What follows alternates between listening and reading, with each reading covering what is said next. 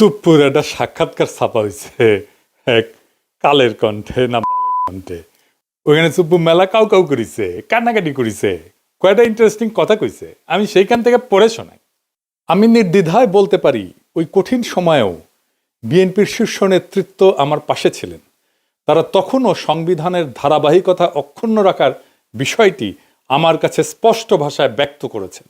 বিশেষ করে বিএনপির চেয়ারম্যান তারেক রহমানকে ঘিরে আমার মনের মধ্যে অনেক কৌতূহল জমা ছিল, কিন্তু আমি পর্যায়ক্রমে বুঝতে পারলাম তিনি খুবই আন্তরিকতাপূর্ণ মানুষ। হি ওয়াজ সো কর্ডিয়াল। আমার দুঃসময়ে বিএনপির সহযোগিতা শতভাগ ছিল। সুপ্পু খুব পরিষ্কার করে বলছে যে বিএনপি তারে রক্ষা করছে। কোন সুপ্পুকে? সেই সুপ্পুকে যে তার নিজের পরিচয় নিজেই দিচ্ছে। শোনেন তার নিজের ক্রেডেনশিয়াল। আমি রাজনীতির এমন কোন অঙ্গন নাই যা আমি ছুঁয়ে যাই নাই। আমি বঙ্গবন্ধুর ছোঁয়া পেয়েছি। আমি আমার জীবদ্দশায় পরপর 6 বার বঙ্গবন্ধুর দেখা পেয়েছি। বঙ্গবন্ধু আমাকে নাম ধরে ডেকেছেন, এই চুপ্পু তুই এদিক আয়, এই চুপ্পু তুই মাঠে আয়। আমি বঙ্গবন্ধুর 6 দফার ভাষণ শুনেছি। আব্দুর রব বগা মিয়ার বাড়িতে আমি গিয়েছি, আমার প্রতিবেশী। ওখানে আমি দুপুরে ভাত খেয়েছি বঙ্গবন্ধুর সাথে। শুনিছেন কি বিশাল ক্রেডেনশিয়াল? মানে কার সাথে কই ভাত খেয়েছে সেটাও তার বড় যোগ্যতা। সোহরাওয়ার্দীর বডিগার্ড তারে কয়বার সুপ্পুকে ডাকছে সেটা তার বড় যোগ্যতা। তো এটি শেষ না, তারে কেন কাঁঠাল রানী পছন্দ করতো, কেন দয়া করতো, সেটা তার মুখ থেকে শুনেন। সে যে ছাত্রলীগ করতো সেটাও শুনেন। আমি যখন বঙ্গবন্ধুকে উপস্থাপন করেছি, স্বাধীনতার যুদ্ধকে উপস্থাপন করেছি আমার বক্তৃতায় জজদের সম্মুখে, তখন উনি আমাকে জিজ্ঞেস করেছিলেন, তুমি কি আপনি কি রাজনীতি করতেন? আমি বললাম, জি মাননীয় প্রধানমন্ত্রী, আমি ছাত্রলীগ করতাম। তখন তিনি একটি নাম উচ্চারণ করে আমাকে বলছিলেন, সে তোমার সিনিয়র? আমি তখন বললাম, মাননীয় প্রধানমন্ত্রী, সে আমার 10 বছরের জুনিয়র। উনি যাকে সিনিয়র লিডার মনে করতেন তারও আমি 10 বছরের সিনিয়র। এটা শুনে উনি অনেকটা আমার প্রতি তার দয়ার সাগর হাত বাড়িয়ে দিলেন। শুনেছেন? ফাইনালি তার মনে বড় দুষ্কু ছিল। সেটা জানেন তার দুষ্কু কি ছিল? আমার মনে বড় দুষ্কু, ও দুষ্কু আমার মনে রে। কি দুষ্কু সুপ্পু তোমার মনে? ওর মুখেই শুনেন। গত 3 মাস ধরে মাননীয় প্রধানমন্ত্রীকে সালাম করতে গেলে উনি আমার সালাম নিতেন না। তা আমি দেখতাম যে ওনার চরণের ধুলো আমি পাই না। আমার মিশ্র প্রতিক্রিয়া হচ্ছিল যে উনি কেন আমার সালাম নেন না, না থাক বলে। কিন্তু সেই সময় যে ওনার মনের মধ্যে রাষ্ট্রপতি হিসাবে আমার নাম গ্রথিত হয়ে গেছে, এবং সেজন্যই যে উনি আমার সালাম নেওয়াটা বিব্রতকর মনে করতেন, এটা তো পরে বুঝলাম। আগে তো বুঝতাম উনি আমার পর বিরক্ত। শুনেছেন তার দুষ্কু কেন কাঁঠাল রানী তারে পায়ের ধুলে নিতে দেয় না? এই কিসিমের একটা মানুষের রাখার জন্য বিএনপির কি আকুলতা ব্যাকুলতা। আমি যখন কইতাম সুপ্পু ওয়াকার আর বিএনপি বরাবর হয়ে গেছে, তার প্রমাণ পাইলেন তো। সুপ্পুর কপালে যে দুষ্কু আছে এটা আমি কলে 2023 সালে ওই প্রেসিডেন্ট হওয়ার টাইমে কইছিলাম। শুনেন, হাসিনা নিজেও জানে সে নির্বাচনের সময় ক্ষমতায় থাকতেছে না, তাই তার একখান হিসু করে প্যান্ট না ভিজানো প্রেসিডেন্ট দরকার। সেজন্যই সুপ্পু। তাই সুপ্পু হইল প্রেসিডেন্ট, কিছু আসে যায় না। এই সুপ্পু যতই অনুগত হোক, একটা ফেয়ার নির্বাচনের পরে নেক্সট সরকার প্রথম যে অধিবেশনে বসবে, সেই অধিবেশনে যে বক্তৃতা দেবে না সুপ্পু, সেটার আইন অনুসারে বিজয়ী দল যেভাবে লিখে দেবে সেভাবে পড়তে সুপ্পু বাধ্য হবে। তারপরে কিন্তু বিজয়ী দল ইমপিচ করতে পারবে। সুপ্পুরে ইমপিচ করার মতো মেলা জিনিস আছে কিন্তু বিরোধী দলের হাতে। সুপ্পুর কপালে আগের দুঃখ আছে, হাসিনা বুঝবে, আয়রে কি শখ কইরা আমি বানাইছিলাম প্রেসিডেন্ট, সে এখন আমার গালি দিতেছে সংসদে দাঁড়ায়। তা আজ দেখলাম খুব হাসতেছে সুপ্পু। হ্যাঁ, আইসা নাও, পরে কান্দিবা, যত হাসি তত কান্না, কইয়া গেছে রামসন্না। শুনিছেন?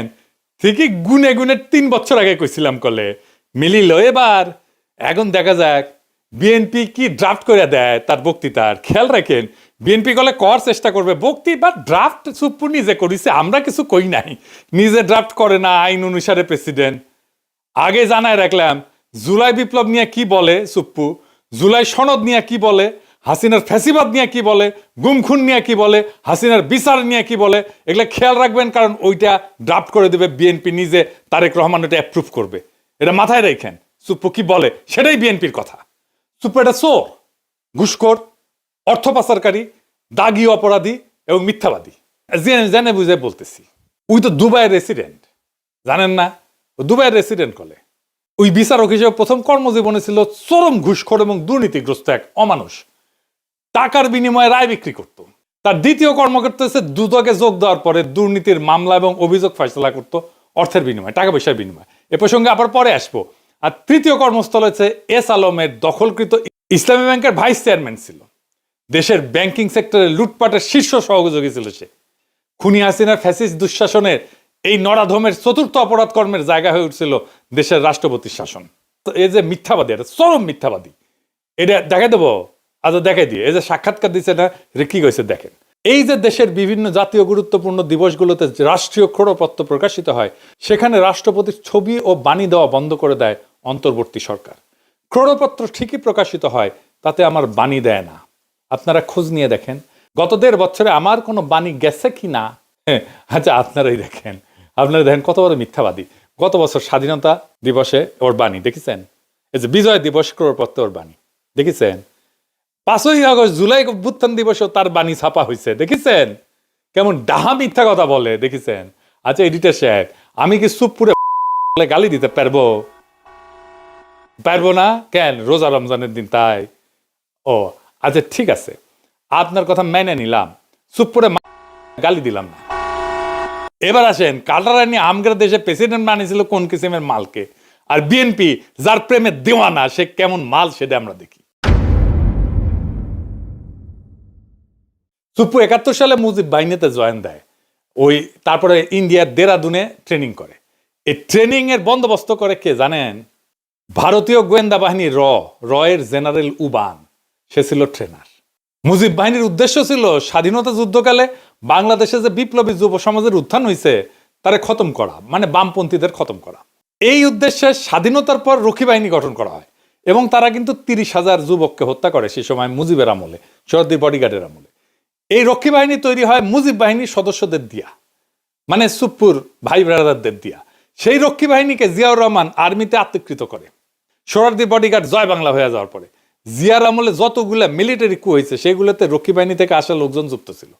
জিয়া যে লাস্ট কুতে মারা যায় সেখানেও রক্ষী বাহিনী থেকে আসা অফিসার ছিল কিলিং স্কোয়াডে, যে জিয়াকে খুন করেছে। এটা খালেদা জিয়া ঠিকই বুঝেছিলেন, তাই তিনি কইছিলেন যে সাপকে বিশ্বাস করা যায় কিন্তু আওয়ামী লীগকে বিশ্বাস করা যায় না। যার মধ্যে আওয়ামী লীগের বিন্দু মাত্র জিনিস আছে, চিহ্ন আছে, তারে বিশ্বাস করা যায় না। শুনেন, সাপকেও বিশ্বাস করা যায় কিন্তু আওয়ামী লীগকে বিশ্বাস করা যায় না। আওয়ামী লীগ নিজের স্বার্থের জন্য দেশটাকে পর্যন্ত বিক্রি করে দিয়ে ক্ষমতায় থাকতে চাইবে, লেনদেন করছির মতো তার হয়েছে। কাজে এই আওয়ামী লীগকে বিশ্বাস করেন না। শুনেছেন? আর এখন সেই জিয়া এবং খালেদা জিয়ার পুত্র তারেক রহমানের আওয়ামী লীগ ছাড়া চলেই না। হ্যাঁ, যাই হোক, সুপ্পুতে ফিরে আসি। 72 সালে সুপ্পু পাবনার এডওয়ার্ড কলেজ থেকে বিএসসি পাশ করে। ওই পরীক্ষাটা ছিল নকলের জন্য বিখ্যাত, একেবারে আপনারা সবাই জানেন, মুরব্বীদের জিজ্ঞেস করেন, সব কটা নকল করে পাশ করেছে। 75 সালে সে পাবনার আমিন উদ্দিন আইন কলেজ থেকে এলএলবি ডিগ্রি পায়, মাশাআল্লাহ। 82 সালে সে বিসিএস বিচার ক্যাডারে যোগ দেয়, একটা স্পেশাল ক্যাডার সার্ভিস হয়েছিল। পরবর্তীতে জেলা জজ হিসেবে দায়িত্ব পালন করে। এই হইল দিয়া তার বিদ্যা অভিজ্ঞতার দৌড়। আগে যারা বিচার বিভাগ থেকে রাষ্ট্রপতি হয়েছিলেন তাদের শিক্ষা জীবনের সঙ্গে এই নকল বা সুপ্পুর তুলনা করলে লজ্জায় মাটিতে মিশা যাওয়া ছাড়া আর কোনো উপায় থাকে না। সে বিচারপতি আবু সাইদ চৌধুরী থেকে বিচারপতি শাহাবুদ্দিন আহমেদ পর্যন্ত সকলেই ছিলেন হাইকোর্ট সুপ্রিম কোর্টের বিচারপতি, কেউ কেউ ছিলেন প্রধান বিচারপতি। আর কাঁঠাল রানী উপসচিব পর্যায়ে অবসরপ্রাপ্ত এক দুর্নীতিগ্রস্ত বিচারপতিরে বাংলাদেশের সর্বোচ্চ পদে নিয়োগ দিছিল। এই কইরা পদটার যে কি পরিমাণে অবমূল্যায়ন হয়েছিল সেটা আমাদের ধারণারও বাইরে। দেখেছেন তো কেমন মিছা কথা বলে, চোখে চোখে মিছা কথা বলে। এটা বাংলাদেশের রাষ্ট্রপতি। এরকম একটা মিছা কথা বললে তো মিডিয়াতে হইচই পড়ে যেত দুনিয়ার যে কোনো সভ্য দেশে। কিছু হয়েছে এরকম একটা মিছা কথা বলছে। 2001 সালে নির্বাচনে পরাজিত হওয়ার পরে আওয়ামী লীগ অভিযোগ করে যে বিএনপি আওয়ামী লীগ এবং সহযোগী সংগঠনগুলোর নেতাকর্মীদের উপরে হামলা করিচ্ছে। পরবর্তীতে আওয়ামী লীগ যখন ক্ষমতায় আসে 2008 সালে, তখন ওই অভিযোগ তদন্তের একটা কমিশন গঠন করে। সেটার প্রধান হিসেবে শাহাবুদ্দিন সুপ্পুরে নিয়োগ দিছিল কাটালরানী হাসিনা। সে বিএনপির বিরুদ্ধে তদন্ত করেছিল, তদন্ত রিপোর্ট দিছিল। হাসিনা কত ঘনিষ্ঠ, কতখানি ডিপেন্ড করতো দেখেন, তার উপরে ডিপেন্ড করিচ্ছে তারেক রহমান। দেখেছেন 2011 সালে হাসিনা সুপ্পুকে দুর্নীতি দমন কমিশনের কমিশনার হিসেবে নিয়োগ দেয়। ওইখানে তার প্রধান কাজ ছিল পদ্মা সেতুতে যে বিশ্ব ব্যাংক দুর্নীতির অভিযোগ উত্থাপন করছিল না, সেটা তদন্ত করা। আশ্চর্য হওয়ার কিছু নাই যে হাসিনার পদলে সুপ্পু তথাকথিত তদন্ত শেষে দাবি করে বিশ্ব ব্যাংকের অভিযোগ মিথ্যা। এটা নিয়ে আবার সে গব্বও করেছিল। এই ভূমিকার কারণে সে হাসিনার আস্থা এবং বিশ্বাস অর্জন করে।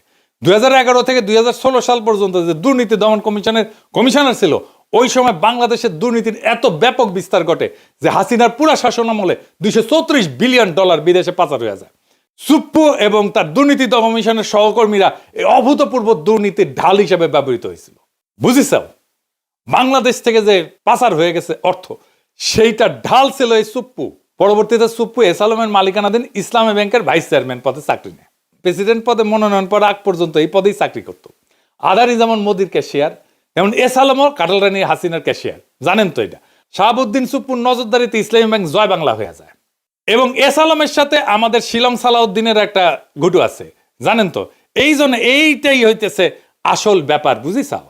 তার সাথে কেন বিএনপির এত সম্পর্ক? এই যে কালের কণ্ঠে সাক্ষাৎকার নিল, ওই একই বসুন্ধরা গ্রুপের দৈনিক বাংলাদেশ প্রতিদিনে 2023 সালের 12 ডিসেম্বরের লেখা লিখেছিল উপসম্পাদক হিসেবে।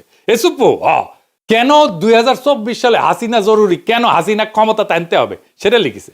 সে কইছে 2001 থেকে 2006 সাল পর্যন্ত তৎকালীন বিএনপি জামাত সরকারের দুঃশাসন এবং পরবর্তীতে তথাকথিত তত্ত্বাবধায়ক সরকারের কর্তৃত্বে দেশের সমাজ, অর্থনীতি ও রাজনীতিতে যখন অন্ধকার নেমে এসেছিল, ঠিক তখনই প্রায় 3/4 মানুষের সমর্থন নিয়ে ত্রাণকর্তার ভূমিকা অবতীর্ণ হয়েছিলেন বঙ্গবন্ধু কন্যা সে দেশরত্ন শেখ হাসিনা।